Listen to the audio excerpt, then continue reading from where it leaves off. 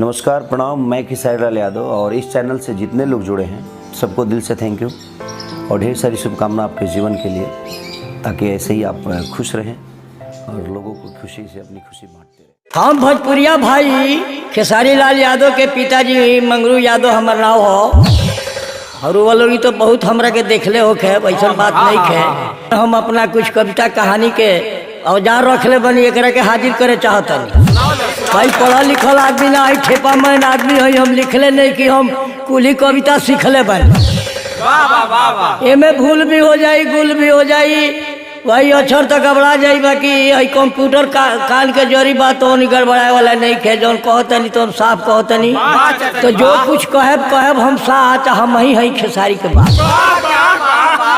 जितना भोजपुरिया हमारे भाई बिहार के बड़े, यूपी के बड़े, जहाँ भी बड़े, सबके हम प्रणाम करतनी, नमस्कार करतनी और फिर जय राम जी के करतनी। रउआ लोग के अच्छा लगे के शेयर करब लोगिन, देखब लोगिन।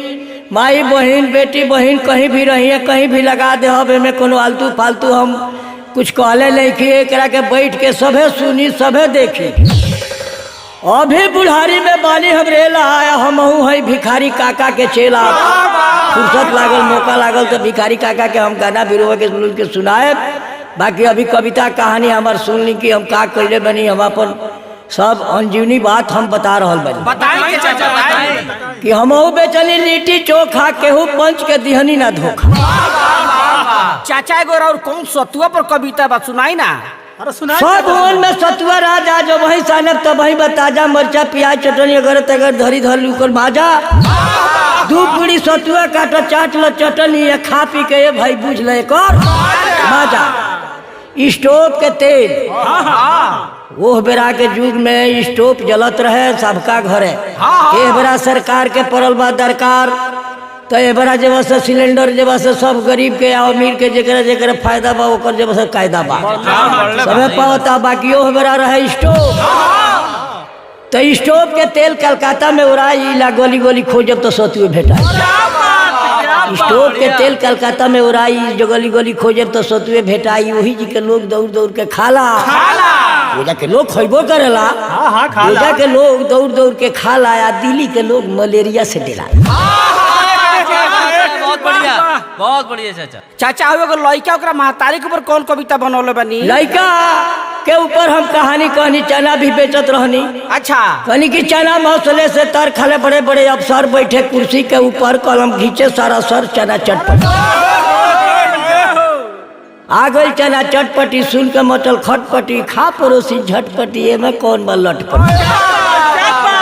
तो बड़े भागवालों के भगवान दे देले बच्चे, आ बुरा न मानो पड़ोसी कहता नहीं सब। तो बड़े भागवालों के भगवान दे देले बच्चे, बुरा न मानो भाई कहिले सचे। लइका हो बाप मातारी के बात जनबे ना करी, बिना $1 रुपया के खैले ही मनबे ना करी। तो वही पर कहनी है कि बड़े भागवालों के भगवान दे देले बच्चे, बुरा न मानो भाई कहिले सचे। कि लइका हो बाप मातारी के जनबे ना करी, बिना $1 रुपया खैले ही मनबे ना करी। ये लइके खाती फूल के चढ़ौले बड़ी झोर आया, कहिया ले कालका देवी भर देवी पूरा। ऊंच देख मुड़ी पटक तारू, नाव सुन सुन के झटक तारू, फूल के डाली लेके लटक तारू। कह तारू के ये माई खबरिया हमर ली, अनाथ हो बबुआ बबुनियो तले। माई कह तारी मंदिर में रह तारी, माई कहे लिया मंदिर में रहे कि रे हम तो जानत कि लइका खाती देखत कि भइल पड़े रेला, आ दे धब गोदिया में करे लग लिखी। कहती है कि राय हम खेला ना कर, जहिया जो मोल के पूजा दे बुआ, आ वो दिन झाल लेके गाई लो बेया। सुने लोगिन ध्यान धके, गुनब लोगिन की का हम कहतनी, कहाँ हम आजकल रहतनी। चाचा तनी खीरवो वाला हो जाओ एक बार। ए भाई हम खीरा बेचत रहनी है। हाँ, कि आ गई गर्मी झोपड़िए में मुआवता, टॉप टॉप देहिया से पानी छुआ।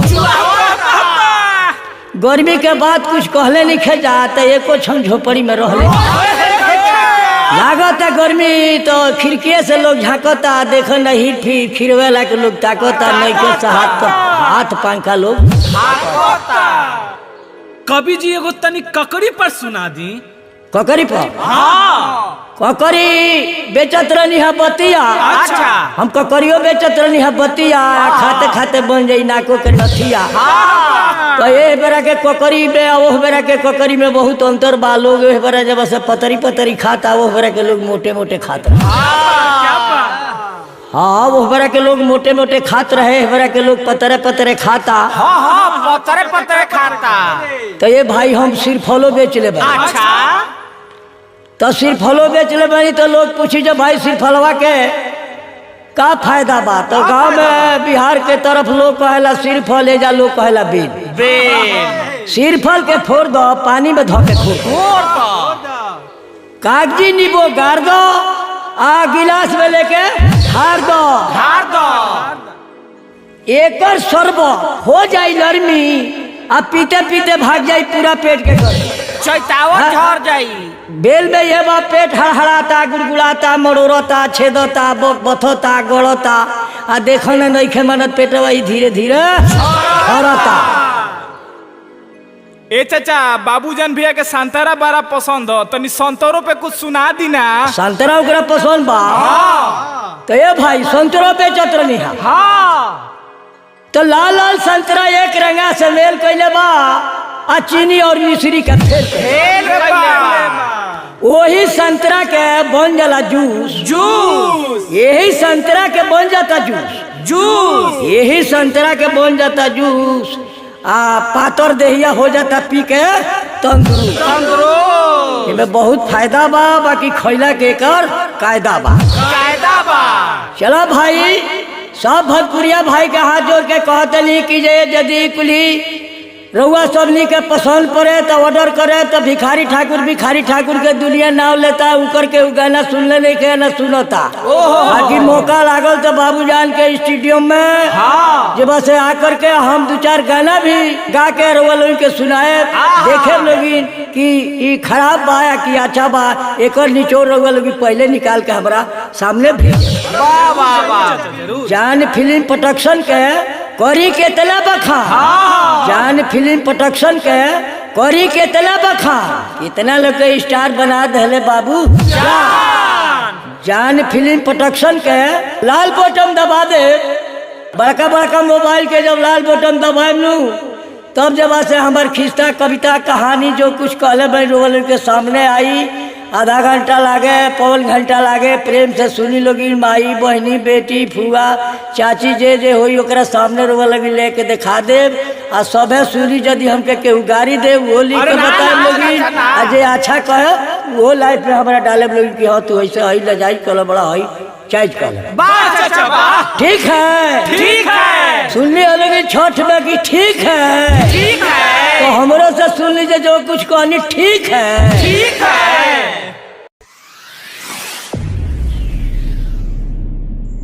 KR Music World presents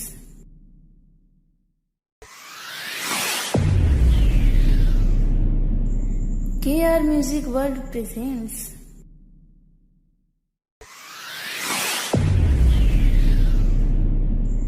KR Music World presents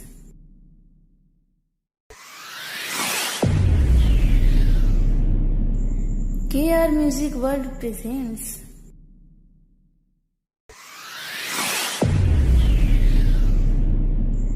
KR Music World presents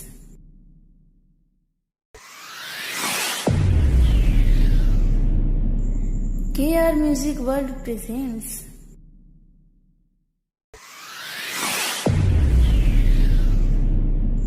KR Music World presents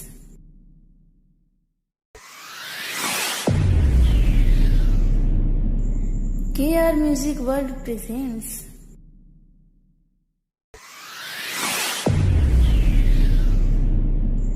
KR Music World presents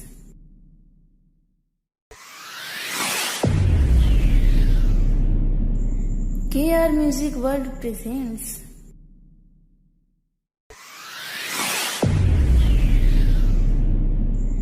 KR Music World presents